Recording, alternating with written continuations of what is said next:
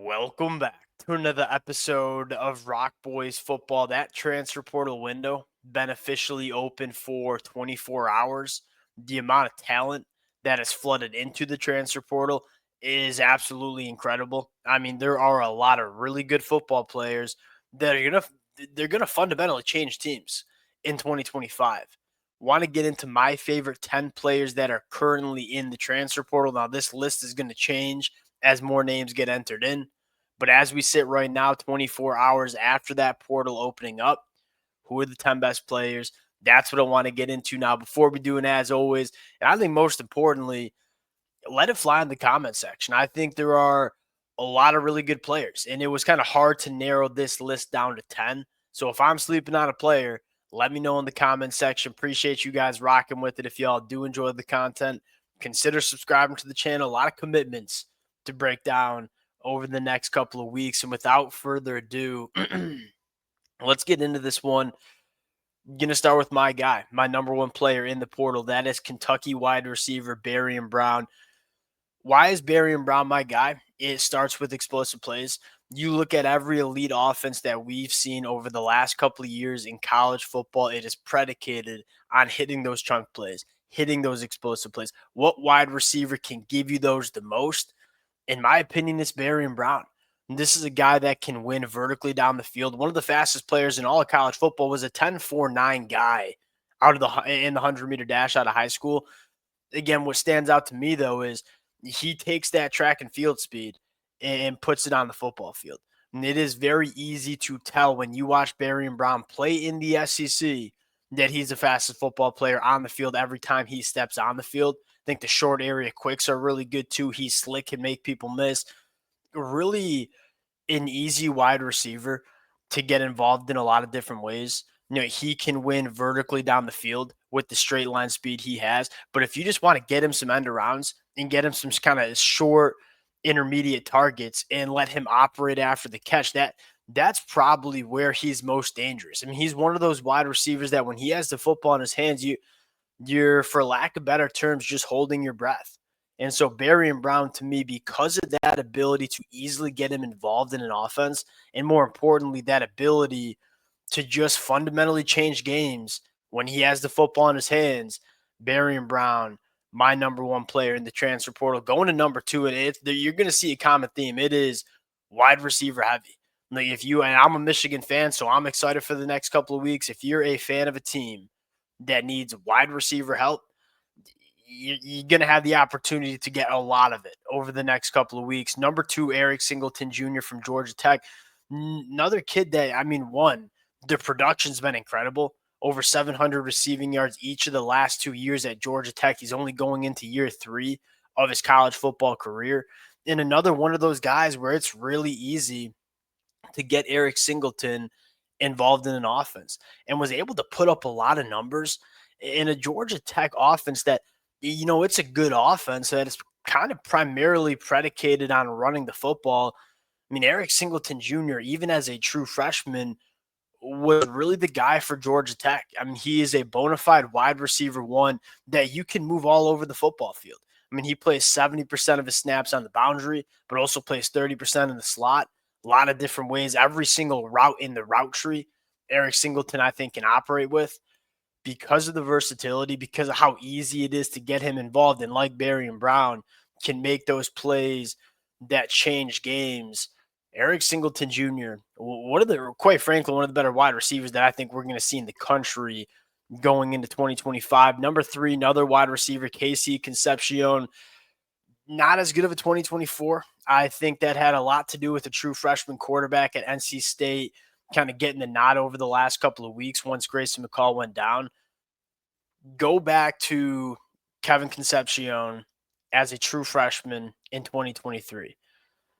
This kid was NC State's offense. And just like we talked about with Barion Brown and Singleton, KC is a guy that you can get involved in so many different ways. He was not only over 100 targets and by far the leading pass catcher for NC State in 2023, he was also the leading rusher. I mean, at a certain point, NC State just didn't have that many weapons in 2023.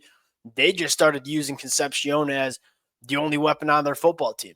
And when good things were happening, He had the ball in his hands. And I think what his best attribute is, I think there's maybe a little bit more room for growth in terms of the overall wide receiver, the ability to separate, the ability to run clean routes, get this kid the football in his hands, and just let good things happen. That's by far his best trait. Over 20 missed tackles forced as a true freshman at NC State in 2023. If you, when you're trying to score points on offense, you got to get guys who are just dangerous with the football in their hands. I don't think there's a more dangerous pass catcher in the country with their football in their hands more than KC Concepcion. That's number 3. Going to number 4, let's go to the offensive line. Look, there's just not going to be that many bona fide Power 4 starting tackles. Corey Robinson the second, he's that guy. You look at Corey Robinson, he's been starting since his redshirt freshman year. You go back to the 2024 season, Corey Robinson put up some incredible numbers. 278 pass pro opportunities, 3 quarterback hurries, 0 sacks given up, has started the last 3 years at the left tackle position. Everybody's looking for starting tackles. Corey Robinson has shown he probably could have gone to the draft had he wanted to. Corey Robinson has shown the ability to start the last 3 seasons at left tackle and really be one of the better tackles in the country. Corey Robinson probably could have been the number 1 player in the portal as well. Big fan of Corey Robinson. Let's go to a little bit of a my guy here in Luke Hasz. Luke Hasz does not have the production that some of the other tight ends have. I don't think that's his fault. You go back to Luke Hasz as a true freshman. I mean, he was well on his way to being a freshman All-American, then had a season-ending injury. Then you go to 2024, just didn't get the opportunities that I think a lot of Arkansas fans wanted him to get. Taylor Green kind of just throwing to Andrew Armstrong. And what I love about Luke Hasz, the number one thing I'm looking for in a tight end is a guy that catches footballs. And when he gets targets, normally good things happen. An 85% completion percentage when Luke Hasz is targeted.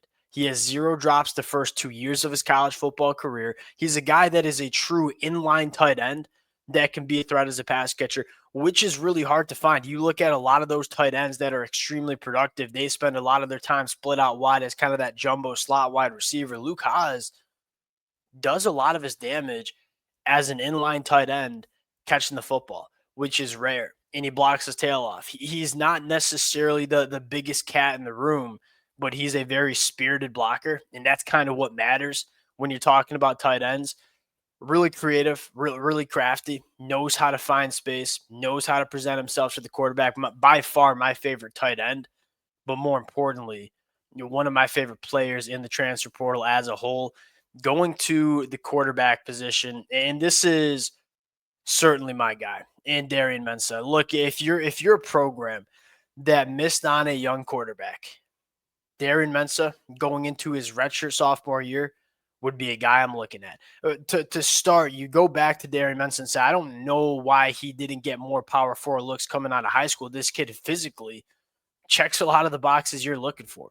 Yeah, 6'3", 200 plus pounds, big time arm. He's a very solid athlete. Put together an incredible year at Tulane last year. You take a look at Mensah's numbers at Tulane, 66% completion percentage with an average depth of target of 11 yards down the field. I mean, you see a lot of college football quarterbacks not have that completion percentage with an 8 out of 6 yards down the field. Darian Mensah completes a lot of his passes while also pushing the ball down the field. That, to me, is incredibly impressive. Now, the turnover-worthy plays, 19 of them, that's a little bit high. Again, what I find fascinating about Darian Mensah is he's still developing. A lot of these guys we're talking about, someone like Barion Brown. Barion Brown's going into year 4. You kind of know what you're getting. You know you're getting a really good player, but there's probably not going to be a ton of steps in the right direction. Darian Mensah, like, you know you're getting a starting caliber quarterback from what you saw from him at Tulane in 2024, but you're also getting a young quarterback that's only going into year 2 as a starting quarterback. He's only going to be a redshirt sophomore. I think there's still a lot of growth to be had for a guy like Darian Mensah. He's not one of those stopgap quarterbacks that you're only going to get for a year. He can be with your program for the next 2 to 3 years. I think that matters. Especially if you're a team that kind of missed on the high school recruiting trail with quarterbacks, You can go get one in the transfer portal and have him for multiple years, which is really hard to find. A lot of these quarterbacks that are currently in the portal have 1 year of eligibility left. There's not much building that can be done. I think there's a lot of building that can be done with a guy like Darian Mensah going to I like this kid a lot, Pat Kutas. Patrick Kutas in 2023, one was playing hurt. Secondly, was playing tackle. He's clearly not an offensive tackle, much more comfortable on the inside of the offensive line at guard. Not a great year in 2023. Deals with some injuries early in the year in 2024. They kick him into guard at the end of the year. Started the last 4 games at left guard for Arkansas, and largely to me was one of the better linemen in the SEC. Moves bodies in the run game. Holds up in pass protection exceptionally well. The concern with Pat Kutas is the sample size is a little bit small, right? We saw in 2023 just not that good of a tackle, and then only 4 games on the inside of the offensive line in 2024. But from the sample size we saw, this kid can play at a high level, and he did it in the SEC, which I think matters when your Power 4 program looking to add offensive linemen, having a proven commodity that's shown they can do it at the highest level of this sport, I think certainly matters. Patrick Kutas, one of my guys. Going to number 8, let's talk about Dane Key. It's not that I'm low on Dane Key. I mean, Dane Key's coming in as my 3rd best, 4th best wide receiver, and a guy that is been very, very good, been extremely productive at Kentucky the last 3 years. The reason I'm going Barion Brown over Dane Key is I think Barion Brown's a little bit more of a maybe well-rounded guy. Dane Key working vertically down the field, it doesn't get much better. He's got 32 contested catches during the last 3 years at Kentucky. Very similar to Barion Brown, been extremely productive with quarterback play that has not been very good. If you're an offense that is looking for that bigger bodied boundary wide receiver that can give you that deeper third presence, Dane Key would be the guy I'm looking at, along with someone like Nick Anderson. Going to number 9, Princewill U. This is not me being low on Princewill U, and you see on the right of your screen, he's the number 1 overall prospect according to 24/7 Sports. He very similar to Darian Mensah. Princewill U is going into year 3.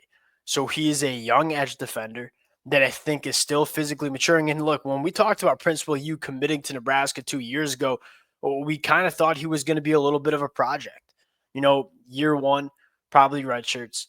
Year 2, you see some flashes. Year 3 is going to be the year he dominates. He's kind of just ahead of schedule. I mean, he played more than I expected to as a freshman.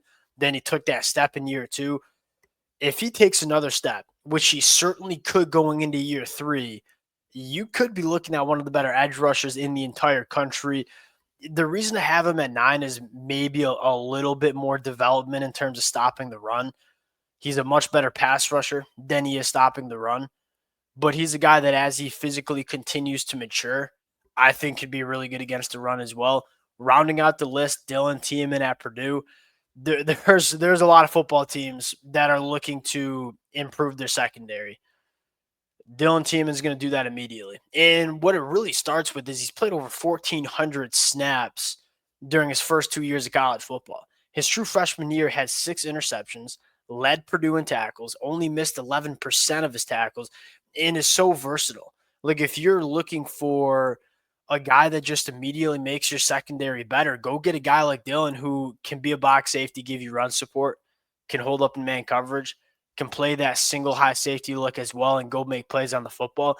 The versatility is what stands out to me the most about Dylan Thieneman. He's a guy that's just a chess piece in the back end of the defense, which I think matters when you're trying to immediately get your secondary better. Left a lot of really good players off this list. We'll continue to update the list, and we'll continue to do kind of some different things where right now it's just the top 10 players.